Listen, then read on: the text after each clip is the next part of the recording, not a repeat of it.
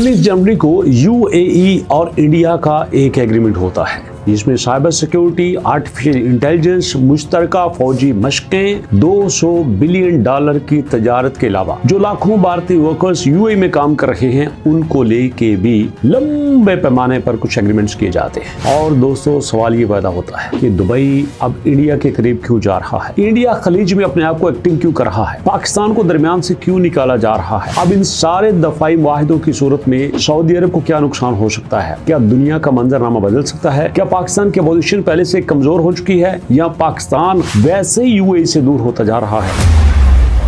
जानने के लिए आइए मेरे साथ वीडियो की तरफ।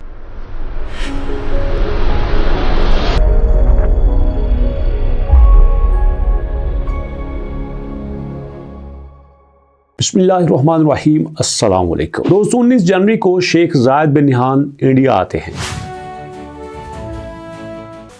As UAE President Sheikh Mohammed bin Zayed Al Nahyan, he was greeted with a warm embrace by Prime Minister Narendra Modi himself. और इंडिया में उनका बड़ा मुख्तसर दौरा होता है, लेकिन इस मुख्तसर से दौरे में इतना काम कर जाते हैं कि शायद किसी को अंदाजा भी नहीं था। इसमें बेशुमार मुआहदे होते हैं। उन मुआहदों में सबसे टॉप पे होता है स्ट्रेटेजिक एग्रीमेंट्स। जी हाँ, जिसमें यह तय किया जाता है कि हम मिल के फौजी मशकें करेंगे। इंडिया की आर्मी 15 लाख से भी कहीं ज्यादा है, जबकि दुबई सिर्फ 60,000 पे है। दुबई के पास सिर्फ 90 जहाज हैं, जबकि इंडिया के पास सैकड़ों की तादाद में मौजूद हैं।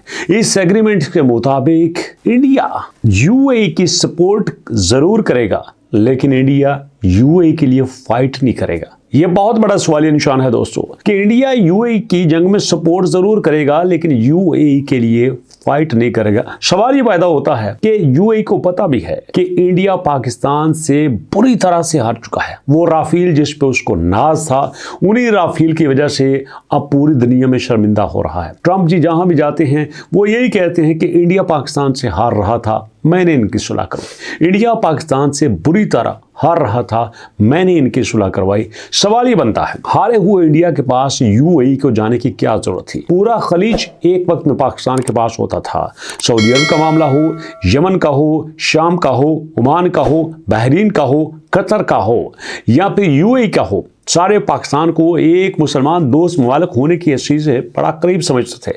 लेकिन अचानक से इंडिया की तरफ कल्टी मारने की क्या जरूरत है? दोस्तों, इसमें काफ़ी सारे पॉइंट्स आते हैं कि पाकिस्तान की जो सऊदी अरब के साथ शराकत है, जिसमें यह तय हुआ था कि सऊदी अरब के ऊपर हमला, पाकिस्तान के ऊपर हमला सबर होगा, और अगर कोई दुश्मन सऊदी अरब का बनता है तो पाकिस्तान उसके साथ भरपूर तरीके से फाइट करेगा।